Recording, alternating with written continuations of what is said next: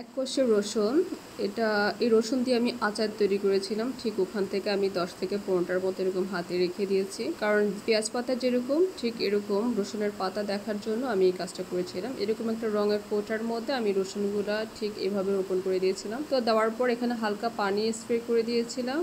আর এটা বড় হতে সময় লেগেছে পুরো 1 মাস। 1 মাস পর একদম খাওয়ার উপযোগী যখন হয়ে যায় তখন ঠিক এভাবে কেটে ফেলে দিয়েছি। আবার গোড়াটা রেখে দিয়েছি, গোড়াটার মধ্যে শুধু রসুনগুলোই পড়ে আছে। তো আবার দেখবো যে এটা থেকে আবার নতুন করে পাতা হয় কিনা। এই পাতা দিয়ে গার্লিক ব্রেড বা ব্রেডের উপর একটু স্প্রেডলি করে খাওয়া যায়। তো সেই রেসিপিটা আপনাদের সাথে শেয়ার করব।